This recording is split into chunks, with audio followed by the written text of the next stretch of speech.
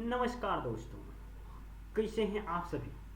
आशा करते हैं कि आप सभी बहुत अच्छे होंगे और आपकी पढ़ाई बहुत अच्छी चल रही होगी। एक बार आपके पास पुनः एक लेटेस्ट जॉब नोटिफिकेशंस के साथ मैं शुभम गिट्स आईएएस की ओर से आपके सामने एएसआरबी की तरफ से एक लेटेस्ट नोटिफिकेशन जो आई है उसी लेकर के आया हूँ। तो चलिए चलते हैं, क्या है उसके लिए एलिजिबिलिटी क्राइटेरिया, क्या है क्वालिफिकेशंस और कितनी मिलेगी आपको सैलरी। तो चलिए चलते हैं डायरेक्ट गूगल के। देखिए, जैसा कि मैंने पहले से ही गूगल क्रोम खोल के रखा था और यहाँ पे हम सर्च करते हैं एएसआरबी। ठीक है, एएसआरबी जैसे ही मैंने सर्च किया तो देखिए यहाँ पे आपको फर्स्ट साइट जो है, जो उसका ऑफिशियल साइट है, उस पर जाके क्लिक करना है। जैसे ही आप यहाँ पे क्लिक कीजिएगा तो यहाँ पे आपको आना है डायरेक्ट यहाँ पे ASRB agriculture scientist recruitment board की वेबसाइट पे। जैसे ही आप यहाँ पे आते हैं तो आपको यहाँ पे एक लिंक मिलेगी जो कि नोटिफिकेशंस के जॉब के, और यहाँ पे आपको चेंज प्रिलिमिनरी एग्जाम्स, उसके बाद all such types of things मिलेंगे यहाँ पे। तो चलिए चलते हैं, लिंक पे क्लिक करते हैं। क्या है इसका एलिजिबिलिटी क्राइटेरिया, क्या है सारे चीज़ की इन्फॉर्मेशन यहाँ पे गैदर हैं। तो आपको क्लिक करना है ऑनलाइन एप्लीकेशंस पे, और आपको सबसे पहले अप्लाई करने से, यानी रजिस्ट्रेशन फॉर्म को अप्लाई करने से पहले आपको चाहिए कि नोटिफिकेशंस के बारे में सारी इन्फॉर्मेशन जान लेने के लिए। तो चलिए चलते हैं, पहले नोटिफिकेशंस पे क्लिक करते हैं। और जैसे कि देख रहे हैं यहाँ पे नोटिफिकेशंस का ये हमारे पास खुल चुके हैं। तो चलिए देखते हैं इसका क्या है क्राइटेरिया। देखिए चलते हैं। तो यहाँ पे हम लोग देख पा रहे हैं, जैसा कि तो देखिए यहाँ पे जैसा कि हम लोग का ये जो सबमिशंस ऑनलाइन एप्लीकेशन स्टार्ट हुई है, ये सबमिशंस एप्लीकेशन स्टार्ट हुई है 23/7/2021 को, यानी कल 11 बजे AM से स्टार्ट हुई है। और इसका लास्ट डेट जो है रिसिप्ट एप्लीकेशंस का ये 23/8, यानी कि अभी भी आपके पास 29 डेज है बचे हुए, आप अप्लाई कर सकते हैं। लास्ट जो मेकिंग पेमेंट का है आपके पास 23 अगस्त है 5 बजे शाम तक। और इसका जो देखिए यहाँ पे आपका एग्ज़ाम जो होगा 10 अक्टूबर को होने वाली थी, लेकिन किसी कारणवश ये एडमिनिस्ट्रेटिव प्रॉब्लम के कारण इसका डेट जो है आपको पता होना चाहिए 3/10/2021 को रखा गया है, जो कि आपको अगली वीडियो में मैं इंफॉर्मेशन प्रोवाइड कर दूंगा। तो चलिए इसका आप जानते हैं। फिर Tier 2 होगा, इसका डेट अभी नहीं मेंशन है। उसके बाद Tier 3 होगा, जिसको कि हम पर्सनैलिटी टेस्ट कर सकते हैं, इसका भी डेट मेंशन नहीं है। तो फिर चलते हैं, देखते हैं और क्या इसमें है खास आपके लिए। तो चलिए तो देखते हैं। देखिए टोटल वैकेंसी जो है इसमें AO यानी कि एडमिनिस्ट्रेटिव ऑफिसर्स के लिए 40 पोस्ट हैं, 44 पोस्ट हैं, और अनरिजर्व के लिए वहाँ पे आपको 17 पोस्ट हैं। EWS के लिए इसी तरह से, आप अगर OBC से हैं तो आपके लिए 14 सीट्स हैं। ठीक है, उसी तरह से एक और पोस्ट है उसी में जो फाइनेंशियल एडमिनिस्ट्रेटिव ऑफिसर्स के लिए है, 21 पोस्ट हैं। यहाँ पे अनरिजर्व के लिए 13 पोस्ट, EWS के लिए 2 पोस्ट, SC के लिए 2 पोस्ट, उसके बाद OBC के लिए 4 पोस्ट हैं। तो फिर देखते हैं क्या है आगे एलिजिबिलिटी क्राइटेरिया और थिंग्स। तो देखिए यहाँ पे इसेंशियल जो क्वालिफिकेशंस हैं आपके लिए, यहाँ पे इसेंशियल क्वालिफिकेशंस हैं एडमिनिस्ट्रेटिव ऑफिसर्स के लिए। यहाँ पे 55% मिनिमम मार्क्स होना चाहिए, ग्रेजुएशंस किसी भी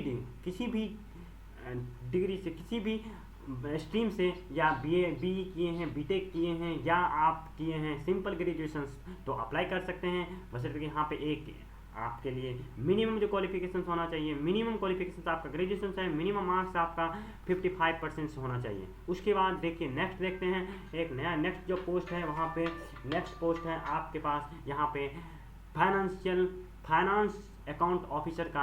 इसमें भी वही एलिजिबिलिटी क्राइटेरिया है। यहाँ पे एक और आपके लिए है कि आपके पास कंप्यूटर वर्किंग का एक अच्छा एक्सपीरियंस होना चाहिए ग्रेजुएशंस के साथ साथ, जो कि ग्रेजुएशंस में आपको 55% मार्क्स चाहिए।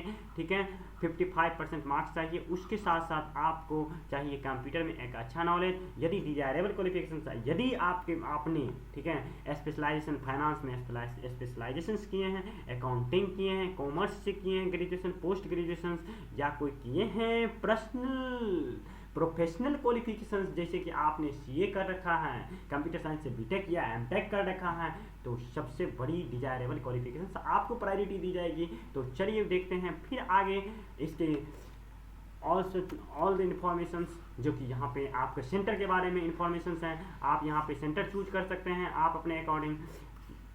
जो नीचे आपको मेंशंस होगा, आगे बताएंगे। चलिए देखते हैं, उससे पहले देख लेते हैं हम लोग फी क्या क्या फी है, कितना फी लगेंगे, ओबीसी का क्या फी है, अनरिजर्व का क्या फी है, ईडब्ल्यूएस का क्या फी है और एससी एसटी का क्या फी है।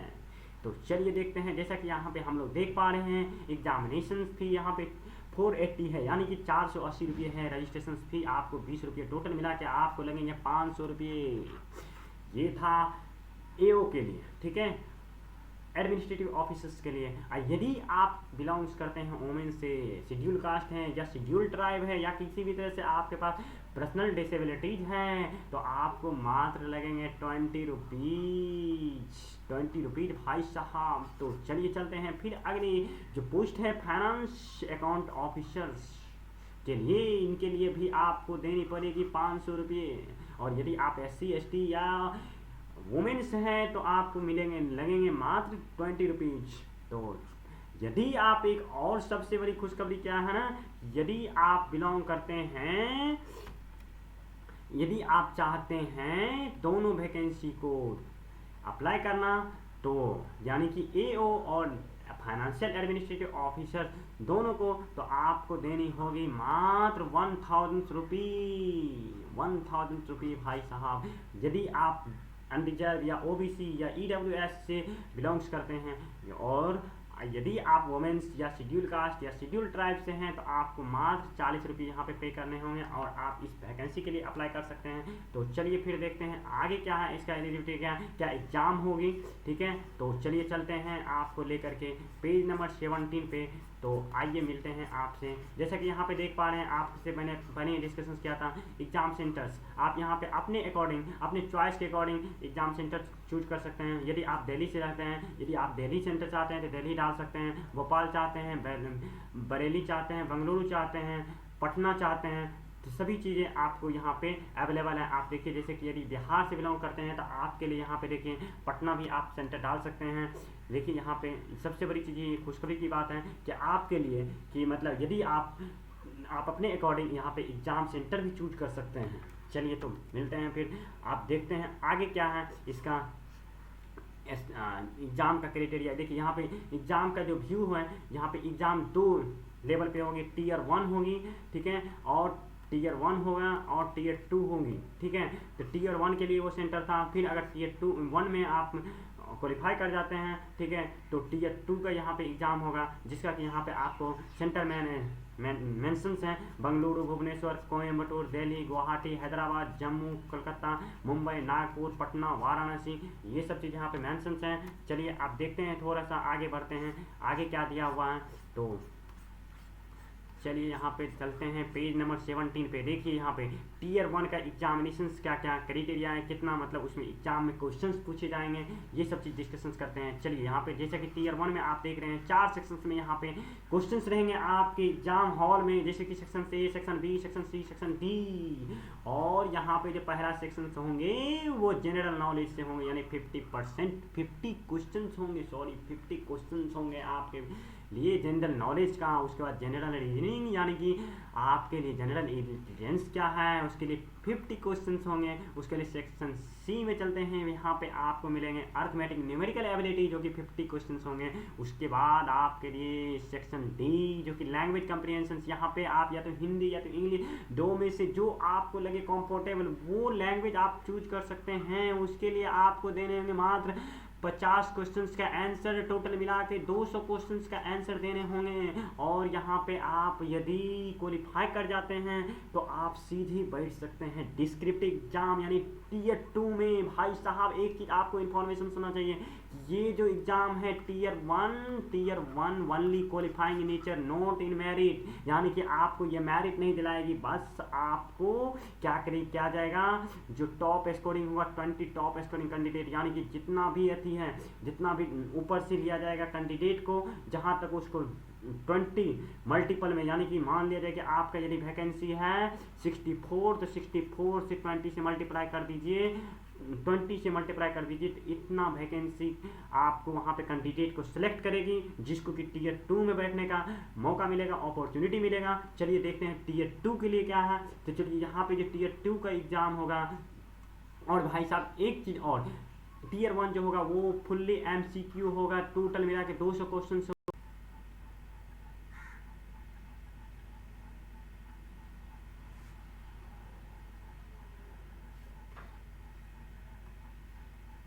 टोटल 200 क्वेश्चंस रहेंगे और आपको मिलेंगे 3 आवर्स, ठीक है, टोटल 3 घंटे मिलेंगे, ठीक है।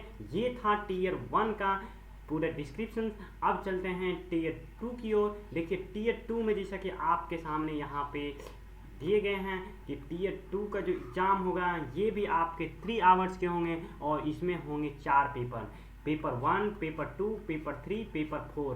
और पेपर 1 की जब बात करते हैं वहाँ पे आपका, जब पेपर 1 की बात करते हैं तो आपका यहाँ पे पेपर 1 में आपको यहाँ पे general awareness, development of the economic, social, scientific, cultural fields, history, geography and world of the geography, ये होंगे टोटल 150 मार्क्स के।